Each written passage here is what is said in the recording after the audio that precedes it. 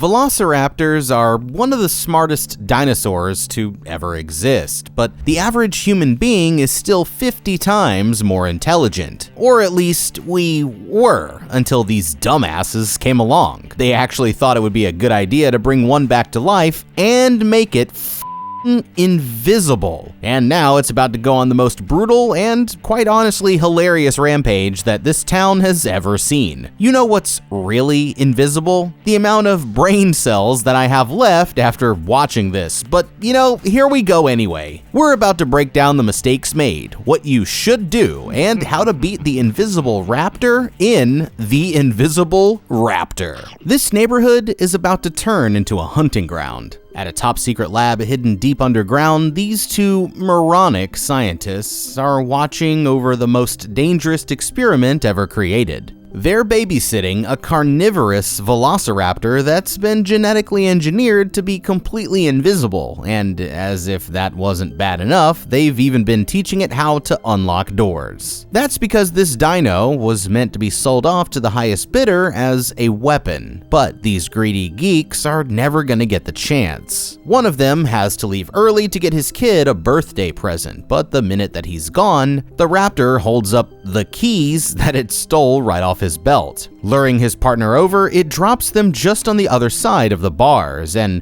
when he reaches in to grab them, the dino suddenly tears out one of his eyeballs with its claw. Letting itself free, it props the man up in his seat, Weekend at Bernie's style, just as his friend comes back for the keys, and smoothly tosses them over without him noticing a thing. That's when the coast is clear, and it picks up the eyeball and uses it to get past the scanner. And now, the invisible raptor is on the loose. Following the man out to his car, it quickly jumps onto the roof without him noticing and hitches a ride straight through the Dino World amusement park, where countless families with small children are peacefully enjoying their day.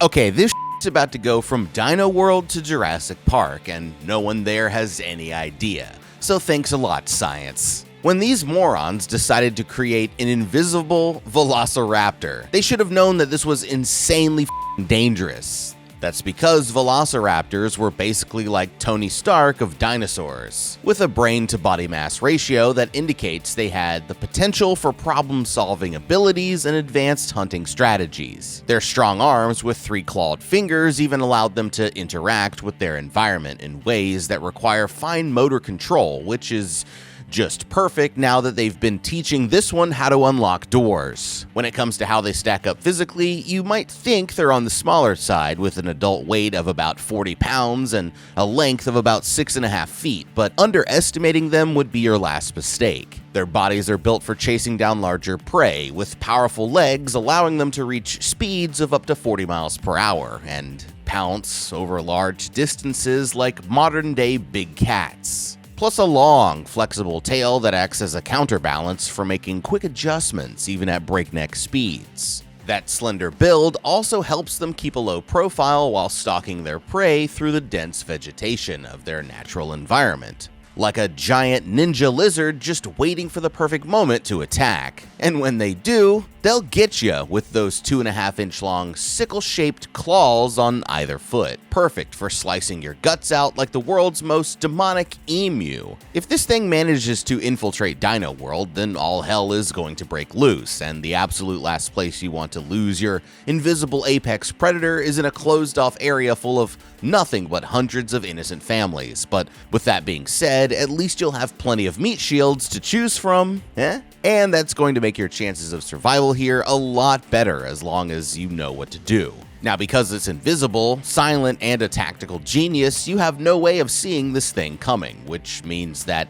if you're the first target, then you're already screwed. But there's some good news. In the wild, predators always target the most vulnerable members of a group, so there's a strong chance that it'll be looking for a kid's meal first. Once the screaming starts, your natural instinct should be to get the hell out of there by any means necessary, but you don't want to take off running faster than the crowd. And here's why. The raptor can always outrun you, and they prefer to target isolated individuals, so the better choice is to stick with a group.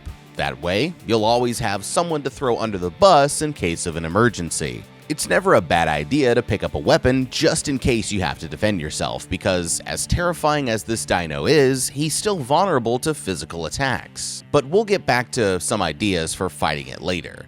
For now, it's much better to use the crowd as a distraction and escape while you have the chance. At the park, it's time for the daily show, where paleontologist Dr. Grant brings out some fossils from the collection. Today, he's showing the kids a claw from a deadly velociraptor, but he starts thinking of a different kind of bone when his ex-girlfriend Amber shows up in the crowd. Getting flustered, he tries to finish up the show without embarrassing himself, but the boss won't let him leave until he does the dino rap dance with his coworker Denny here. And as if that wasn't bad enough, this dumbass knocks over the entire table of fossils right at the end. While he's grabbing some lunch at the gift shop, he sees Amber walking in and thinks this might be his second chance. They spend some time catching up on how their lives have been going, and he finds out that she recently got divorced, which means that she's single and ready to mingle. As for Grant here, he almost got his big break when he discovered the world's most well-preserved dinosaur butthole, only for the scientists he was working with to betray him and take all the credit,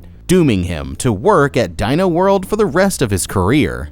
They're interrupted by Denny here, who needs help unzipping his costume so he can take a massive dump, but his ex tears out a page from her kid's new coloring book, using it to write her number down before she leaves. Meanwhile, outside, the invisible raptor sneaks into the park and learns that his entire family has been extinct for over 70 million years, then decides to take out its anger on the next thing that it sees. A little while later, this kid Elliot's trashy mom comes to pick him up in their El Camino, and the whole car shakes as he throws in his backpack. But what they don't realize is that it's actually the Raptor hitching a ride back to their neighborhood. Back at the park, they notice signs of trouble in an employees only area, and whatever caused it did some serious damage. Strangely, there's a mysterious bloody footprint on the ground, and worst of all, Denny can't seem to find his dog, Mr. Beagle. But they still have no clue what actually happened. The next morning, Grant sees a news report about an attack somewhere in the neighborhood, and the only evidence they have is a massive pile of stinky brown dookie left in one of the bedrooms. Shocked, he realizes that the pile of crap looks awfully familiar, and grabbing the raptor claw, he goes back and compares it to the bloody print, realizing that the slashes are all the same size. That's when he starts putting it all together, and as crazy as it sounds, he's convinced that a motherfucking raptor might be the culprit. Checking on the cameras, they see Denny's dog rush over to attack something off screen, but it looks like it didn't end well for his four-legged friend. They can't see what got him, but in the background, they hear growling that could only be coming from a dinosaur. The only problem is, they still don't have any evidence for their insane theory.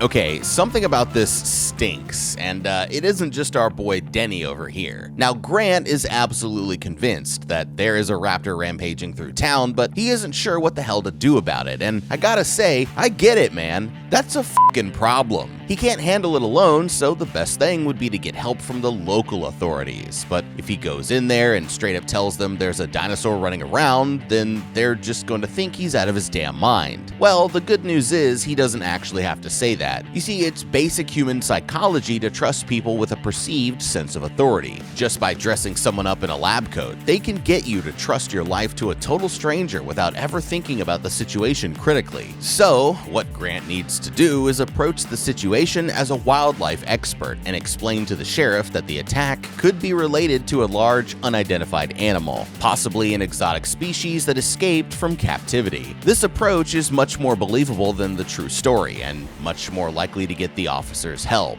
Then at least they'll be looking in the right direction, and we can let them make the rest of the connections when they're more prepared to handle the truth. The best evidence to prove what's really going on is going to come from that big pile of crap, because footprints can be faked, but DNA analysis cannot be. The pile of dung would contain biological material like cells from the dinosaur's digestive tract that won't match up with any known species that currently exists. From there, he can bring in the other evidence like the claw marks and content and appearance of the dung pile, which should help to make his argument much more believable. But even if he proves that a raptor is out there, then what the hell should they do next? Well, knowing where it last attacked gives us an area to start working from, at least. In the wild, predators like raptors have a well-defined range where they hunt and live their daily lives. Most carnivores of similar size have a range of about 1 to 5 miles, but often stay within 1 to 2 miles of a recent kill unless forced to move. After an attack, they often seek a place to rest and digest their meal, so it's more likely that this dino is still somewhere nearby. The raptor is probably using this downtime to recover and prepare for the next attack, and it would have picked a well-covered and secluded place to hide out. Knowing this, they can focus their search on any parks, wooded areas, or abandoned structures nearby, since they would all be good places for the raptor to hide while staying close to its food source. Like any animal, they also need water to survive, so we might find it near a local pond or a river. Now, if they do manage to find it, then their troubles are far from over, because it's going to be incredibly dangerous and difficult to track it down. Again, if the raptor gets away, the best strategy would be a well-placed shot with a high-dose tranquilizer dart, because that's guaranteed to temporarily incapacitate the raptor so that it's no longer a threat. Then as soon as it's down, they should mark the creature with a highly visible substance like paint or flour to counter its invisibility. The last thing you want to do is give it back to the company that lost it in the first place, but I don't think we can trust anyone else with it either, so to me, it seems like the best thing for everyone is to humanely put it down before it escapes again. The two of them head down to the sheriff's office to try and get some help, saying how it could be related to the incident back in the neighborhood. Grant swears that he can prove it if they'll just let him inspect the giant turd, but his story is so crazy that they just look at him and laugh him out of the office, refusing to get involved unless he can show them any kind of proof. Feeling defeated, Grant here is just about ready to give up, but his buddy still believes that they're on the right track. The only way for them to find out is by going to investigate the house, and he knows the address because he grabbed the police report while they weren't paying attention. At the house, Denny throws on a jacket that makes him look like a federal agent, hoping this will fool the mom into trusting them. Of course, he sounds like a total dumbass as soon as he opens his mouth, but the woman here is so hammered and desperate for help that she lets them right in without questioning it. Pulling out the fossilized dung, he confirms beyond a doubt that these two dookies match up. But while they're taking a sample, they find Mr. Beagle's collar buried inside, and Denny here gets so pissed that he starts stomping feces all over the room. After finally calming him down, they quickly rush out of the house to bring their sample back to the lab, leaving a long trail of brown footprints all the way to the floor. He isn't able to convince her and just ends up looking crazy. Just then, they happen to pass by the locally famous chicken farm, where it looks like there's been a bit of trouble. Pulling in, they find the potty-mouthed farmer, Old Lady McCluskey, out in the yard sweeping up some kind of egg-related massacre, and the boys decide to have a look around. Sure enough, they find identical claw marks on the giant chicken mascot, but what's even more horrifying is that there's a hole in the back that's absolutely covered with invisible raptor baby batter. It's a sure sign that their dino must be nearby, but the farmer here never saw a thing, so they'll need a map to figure out where it might be going next. First, they stop at a Denny's trailer where he's got some supplies to help out with their quest. Handing Grant a walkie-talkie so that they can keep in touch, he breaks out a crusty-ass map of the city that he insists on reading by the light of his tiki torch, and some action figures called chums that they can use to hold down the edges. Once they're all set up, Grant goes around placing the figures at the location of each attack, using it to estimate the raptor's next target. It looks like the dino is headed south, and before he's even done mapping it out, Denny here is already loading up the shotgun, fully prepared to crash out in honor of his dog. Okay, it looks like the boys are ready to end this dino crisis once and for all, but even if they're feeling confident, they still need to be careful. After seeing what it's done to anyone who's crossed its path so far, their next encounter with the raptor could easily turn deadly. And that's why they need to give themselves as many advantages as possible before going into the next fight. They've gotten themselves on a solid track by looking at the raptor's past behaviors and plotting where it's most likely going to show up next. But maybe they can use Grant's knowledge and the evidence so far to help them narrow down their search even more. So far, the raptor has attacked 3 times since it left the lab. For each of these times, the attacks were never in self-defense. They've all been extremely specific and calculated, and the raptor systematically picked out, hunted down, and ate vulnerable victims for a source of food. In their natural habitat, velociraptors would typically only consume about 5–10% of their body weight per meal, with their smaller size allowing them to go for 1 to 3 days without another kill if they were full. So a 40-pound raptor would only need to eat 1 4-pound chicken every few days, but this raptor is going through much bigger targets a lot faster than that, possibly because its altered genetics affected its metabolism. Our raptor seems to need a decent meal about once every 6 hours, so by keeping this in mind while looking at the pattern of attacks, we can figure out where and when it's most likely going to show up next. The dino prefers to go after easy targets, and 2 out of 3 victims so far have been another animal, so I'd narrow down the search on any farms, animal shelters, or isolated homes that fall within the area. If they want to improve the plan even more, then the next logical step is to go from searching for the raptor to making the raptor come to you. And that should be easy enough now that they have an idea of where it's headed.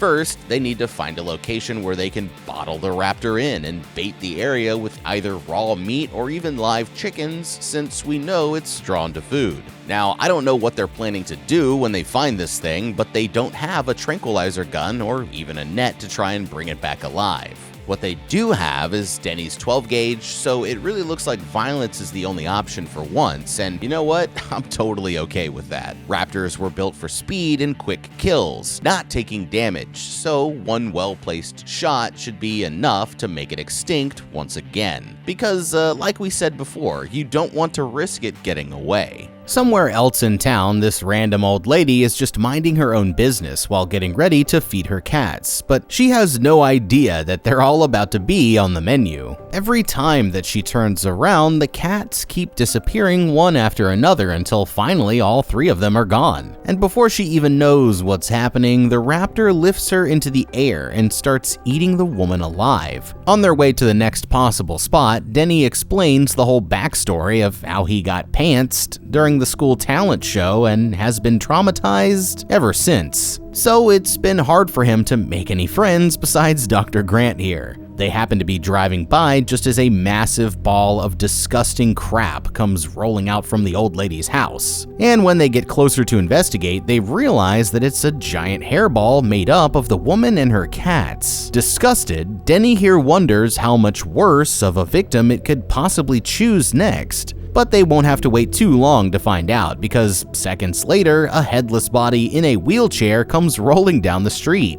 Grant here tries calling the station again, but shocker, they still don't believe him, so it looks like the boys have to take matters into their own hands. Meanwhile, Amber here is just settling in for a bath when the invisible raptor comes strolling along and lets himself right in through the front door. Hearing a noise, she yells out thinking that it must be the kid, but that's when she notices a raptor-shaped silhouette poking its snout into the shower curtain. Leaning back, the woman reaches for a towel, but before she can get out of the way, it slashes her arm with a swipe from its claw. Panicking, she jumps up and starts fighting the dino off with her bare hands, using the shower curtain to hold it back while she bashes its head with a metal decoration. As soon as she gets the opportunity, she rushes to the girl's room and tosses a sheet backwards over her head, trapping the dino underneath it just as it was about to attack. While it's distracted, the two of them decide to take cover in the girl's closet, but it sniffs them out and starts breaking in seconds later. Outside, they hear a commotion from down the street and come running towards the source of the noise. Luckily, she's able to fight the monster off using an ice skate, and it crashes right into Grant as he rushes up the stairs. The two of them tumble backwards with the dino slashing at his neck and face, but Denny is too scared to fire when he can't even see what's attacking them. Reaching down into his pocket, he pulls out the fossilized raptor claw and decides to give this carnivore a taste of its own medicine, piercing it through the monster's side while Denny starts pummeling it with a crossbow. Now they've finally done enough damage to at least scare the raptor off. Chasing it outside, he's relieved to see that Amber here is still okay, but it looks like their problems just got a whole lot worse. Because not only do they have a raptor to catch, but now he knows that it's invisible.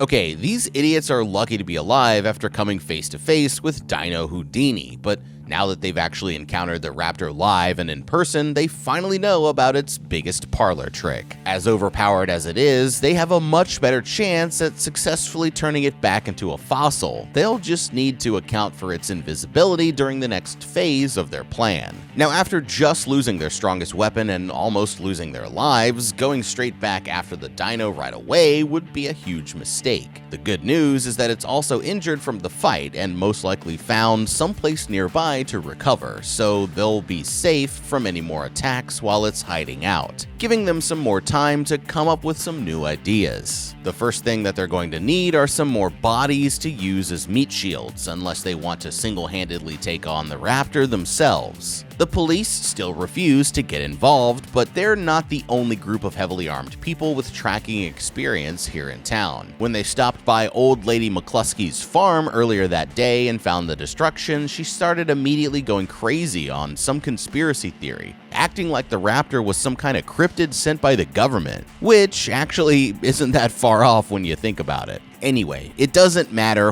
why they want it dead or what they think it is, because as long as it's causing the farmers trouble by taking out their livestock, then it shouldn't be that hard to convince them to help us out. The first thing I'd do is call up the chicken lady and get a group of local hunters and farmers to meet us at Amber's house. During the fight, the raptor started bleeding from its abdomen when Grant stabbed it, so they should be able to follow the blood trail or use their dogs to track its scent. Now, out of everyone who's been attacked so far, Amber here was the only survivor, and the truth is that it's only because she got incredibly lucky, but we could still use this information to help us in the next battle. When the raptor came at her through the shower curtain, she managed to fight it off because she could actually see it coming, and the same thing happened, like in the little girl's bedroom. Denny here was too afraid to take the shot because he couldn't see what he was aiming at, so it looks like what they needed to do was come up with a way to make the invisible raptor visible. And the only way to do that is to find out where it's hiding and then cover the raptor in a brightly colored substance like paint or flour. Getting too close is a good way to get killed, so ideally they'd want to use a drone, a crop duster, or even some RC planes to dump paint from a safe distance. Honestly, even hitting it with a bunch of paintball guns could get the job done as long as we bring plenty of meat shields for the raptor to attack first. Then, once they can see it, they can use their more powerful weapons to take it down for good. Before they leave, Grant tells his lady that she needs to get out of town and stay safe, but she insists on staying with him. Confused, he asks who's going to take care of the kid, but she explains that Hannah here is actually her ex-husband's from another marriage, so they call the girl an Uber and send her on her merry way. It's an incredibly romantic moment for sure, but they're rudely interrupted when Danny here notices a guy who's decked out in spy gear watching them from behind a tree. This dude takes off running towards an unmarked van, but Denny absolutely lays him out, saying how he knows this guy must be involved with their invisible dinosaur. Begging them to keep it down, he tells them all to get in the van, where he reveals that he's actually the scientist from back at the lab. He explains that they created the dino using the same methods as the movie Jurassic Park, and it turned it invisible the same way as the Invisible Man, planning to turn the dino into a military-grade weapon. But his bosses still don't know that it's missing yet, so he's been trying to catch it before he gets fired. Denny here eventually gets tired of this guy playing the victim, so he jabs a crossbow bolt straight through his leg to get him talking. And now that he's finally getting the point, He agrees to help them track down the Raptor using his futuristic equipment. Back outside, he turns on a pair of thermal vision goggles, only for him to realize that the Raptor has been 20 feet away this entire time. He tries the Chris Pratt approach as the dino slowly closes in, but just when he thinks that it's actually working, the Raptor lunges forward, instantly tearing off his head in the blink of an eye. Horrified, the others stand there in shock as the dino knocks them all over, but it starts choking on the guy's helmet before it can escape. Thinking quickly, Denny grabs his crossbow and ties a birthday balloon to the bolt, firing it into the dino as a way to mark it just before it runs out of sight. The Raptor eventually makes its way to a bumping house party in another part of the neighborhood. Across the street, this lady Karen notices that someone else might be having fun and decides that she needs to bring in the sheriff. Going outside to snoop around, she sees the birthday balloon headed her way and tries to pop it out of pure spite, when all of a sudden the Raptor cuts her completely in half with one slice. Still alive, she crawls back into the house and reaches for her phone, but by then it's already too late and the dino eats her alive on her kitchen floor. The sheriff and his deputy pull across the street from the house, but for now they're waiting to shut down the party until it's after 10 p.m. The whole time they're so busy goofing off that they don't even notice the invisible Raptor walking right outside their car, but that's when the deputy hears a mysterious noise. He sees the balloon coming and smiles, thinking it's for him, only to immediately get his head sliced clean off. Terrified, the sheriff tries to start the whip, but it tears off his noggin too before he can get out of there. And without skipping a beat, the Raptor sets its sights on the party across the road. Okay, ain't no party like an invisible Raptor party. Am I right, fellas? This place is about to be a bloodbath, but the basics for survival here are actually still the same as they were back at Dino World. Hopefully they aren't so hammered that they can't still run for their lives. And as long as you aren't the first person to go down, then you can just flee the scene by using the other people as meat shields. But I think we all know that this Raptor is about to tear up the dance floor in more ways than one. These logical degenerates might as well be a bunch of chinchillas trapped in a swimming pool with a saltwater crocodile, and their chances of survival would be about the same. So their only purpose is to serve as a distraction while Grant and the others work on their plan. Thanks to their run-in with the scientist from Tyler Corporation, they know exactly how he made this prehistoric abomination. He said that the Raptor was cloned using the same method as they did in Jurassic Park, but what's much more important is how they made it invisible. The scientist here claims they achieved this the same way as the 2020 remake of The Invisible Man. This completely changes where I was going, because I was over here thinking that the invisibility factor must be genetic, but instead it actually seems like the dino is embedded with some kind of advanced cloaking technology, making it more like a bionic upgrade than an actual physical ability. Now, if any of these three were tech experts, then they could whip up a small-scale EMP device to use against the dino, but since Grant here seems like the smartest one in the group, I guess that's probably not an option. But with that being said, what they can do is deliver a powerful electric shock using the tools that they already have. Before the next fight, they should try to arm up with some tasers, stun guns, or even cattle prods that they could get from the local farmers, which would be perfect for keeping your distance while getting through the Raptor's thick skin. Besides stunning the Raptor itself, the sudden and powerful jolt of electricity might hopefully overload the cloaking system, causing it to either temporarily malfunction or maybe shut down entirely. Fighting an invisible Raptor is no joke, but once you get rid of the invisible part, then it's just a regular Raptor, which is still horrifying, but at least you're making progress.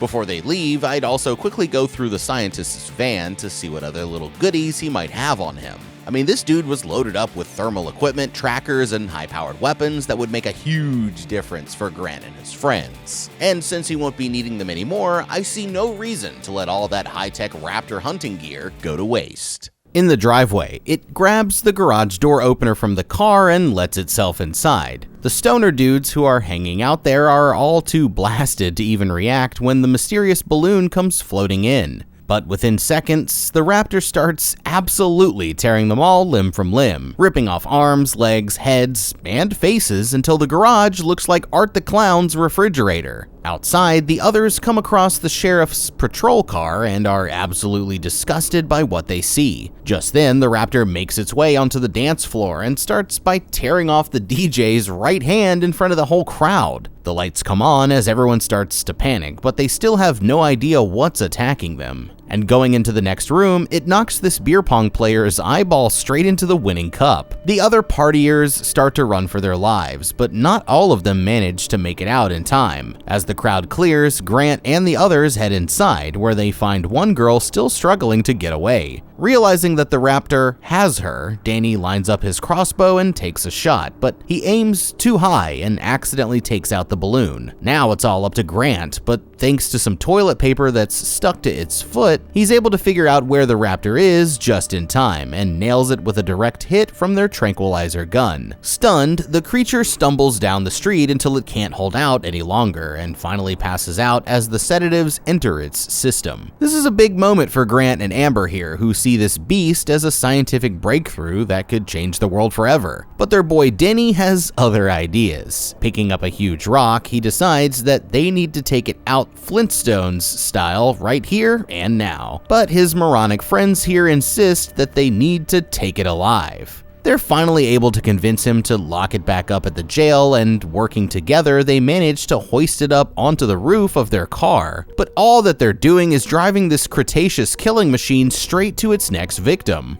On their way back to the station, they're thinking that their troubles are over with when Denny here suddenly brings the truck to a screeching halt. He's just spotted his number one op, Dusty Peters, the jerk who pantsed him back at the talent show. And now he's feeling confident enough to get in the guy's face. Shaking the truck to wake up the raptor, he starts bragging to the guy about how he caught it with his new best friends. But while they're all distracted, the dino teaches itself how to undo the straps, and within a matter of seconds, it manages to get itself free. All of a sudden, it leaps down off the hood of the car and rushes past Denny as it pounces on top of his arch nemesis, dragging the man around the yard by his feet before tearing off and eating his legs one at a time. Terrified, he screams for help as he tries to get away, but Denny just sits back and watches it as it brutally devours his head to finish the job. Luckily, it looks like the raptor's full enough to leave them alone for now, but Grant and Amber here aren't too happy with their friend. He tries his best to apologize, pointing out how it's kinda their fault for not just letting him kill it in the first place. But that's when Grant here decides that he's finally had enough. Furious, he gets out of the truck and starts saying that they've never really been friends, telling the poor guy that they don't want his help anymore as he storms away on his own.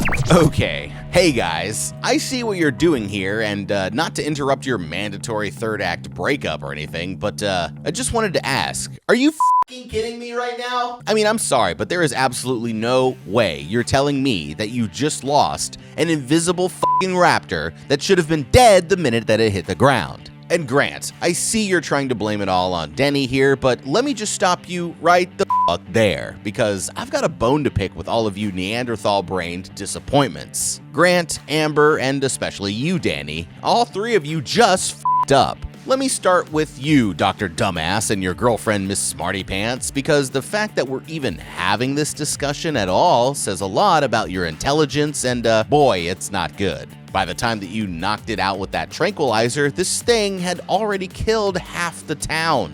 And you're over there talking about, we need to keep it alive for science. Hello, science was the one who got us into this mess. You know you've got problems when Denny here turns out to be the smartest one in the room, and even then, it seems like he used up all 100% of his brain power just to remember how to get home. Now, as for you, Denny, you're absolutely right that they should have just let you, caveman, that overgrown lizard, out of existence while you had the chance. But that doesn't make up for the absolute boneheaded move that you pulled next. I mean, my guy, I get the urge to stunt on your old haters or whatever, but seriously, there's a time and a place. You're 40 years old, my man. It's time to start getting your priorities straight. You can't just go around jeopardizing the whole mission over a beef that you've had since middle school. All that you had to do was keep driving to the jail, and then you'd have the raptor locked up, and everyone in town would think you're the coolest guy ever. But now we've got an even more pissed off raptor back on the streets, craving human flesh. And it's all because you three idiots f***ed the whole thing up. Thinking back to what he learned from the scientist, Grant here suddenly makes a shocking discovery. The businessmen at Tyler Corporation must have used his prehistoric butthole to source the DNA for their invisible raptor. That means he's partly responsible for its creation, but now he has a plan to capture it again. He just needs to get back to Dino World first. Rushing back to the locker room, he tells Amber to grab the dino costume and the CD for his corny rap. He used sounds that mimic raptor mating calls for the background of the track, so his plan is to put on a show that their dino cannot resist, and spring their trap once it takes the bait. They need a safe place to set up that's far from any innocent bystanders, and that's when they remember the chicken farm on the outskirts of town. But there's just one problem. They need someone to wear the dino suit, and his buddy Denny is the only guy for the job, so they'll have to make up if it's going to work. Calling him on the walkie-talkie, Grant genuinely apologizes for acting like such a jerk and tells him to bring some fishing gear for the next part of their plan. While he's gearing up, Denny makes himself a secret weapon, a crossbow bolt with an explosive tip. As soon as they're back together, they head straight over to the old lady McCluskey's house. And after Denny breaks it down for her in conspiracy theory terms that she can actually understand, she immediately agrees to help them out. Their plan is to use the loudspeakers on the woman's truck to play the mating call as loud as possible, while Denny acts as live bait to lure it in. Then they'll make it follow them all the way back to the woman's barn, where they'll capture it for good this time, and if that doesn't work out, they'll use Denny's explosive arrow here to blast it right back to the Stone Age. Jumping in the back of the old lady's truck, Denny quickly puts on the dino costume and dumps a bucket of chicken pee all over his head without a moment's hesitation. They throw out some meat on a fishing line and start driving around the neighborhood, blasting the mating calls as loud as they can, and it isn't long before the raptor comes sprinting out of the darkness and takes the bait. Hitting the gas, they take off back towards the farm, with the raptor chasing behind them, but the truck can barely get over 40 miles per hour, so it's easily able to keep up. Gaining on them, it leaps into the back and almost slices Grant's balls off, but he kicks it back down the street as they keep driving away. This time it tries going after the old lady, but she does some fancy driving and launches it into a parked van. Losing track of it, they're taken by surprise when it grabs Denny by the tail and starts dragging him out of the truck, but Grant quickly pulls him out of the suit, saving his life just in time. They end up back at the old lady's barn with the raptor hot on their tail, but it completely ignores them and goes straight after Denny as he runs for his life. Panicking, he belly flops into a pile of mud, thinking that it will shield him from the raptor's senses, but it's no use, and the beast starts pulling down his tighty-whities right in front of everyone, exposing his little Denny for the whole world to see. All of a sudden, Denny here starts spraying the raptor down out of pure fear, and as it gets covered in the liquid, they're finally able to see its outline in the air. Now Grant has the chance that he was waiting for, but that's when some old lady here comes walking out in a big chicken suit and decides that she wants some action for herself. Putting on a mating dance, she tricks the raptor into clapping those chicken cheeks long enough for the doctor to get a clear shot, and he fires the arrow directly into the raptor's chest, blowing the entire creature up in a huge fireball that sends blood and guts flying all over the place. Grant is relieved to see that Denny here is still alive, and they've finally become the true best friends that he always dreamed of. Somehow the old chicken lady survived the blast as well, and even though she committed those unspeakable acts for pretty much no reason, she's just happy that she got to be along for the ride. A little while goes by since the night at the farm, and after a short trip to the hospital, it looks like everyone made it through in one piece. Grant and Amber finally get together, and Denny here even got with Dusty Peters' widow, so they all ended up living happily ever after, but the truth is that they won't be safe for very long. Because back at the secret underground lab, 3 more invisible raptor eggs are just about to hatch. Okay, hear me out. An invisible raptor. No, I'm just kidding. But seriously, invisible raptor. What a movie. Wow. I'm gonna go get a lobotomy, but if you guys thought that I could have done anything differently, let me know down in the comments down below. Thank you so much for watching. Leave a like and subscribe, and check out that How to Beat playlist for more videos just like this one. I'm the guy. We'll see you in the next video, and have a damn good day.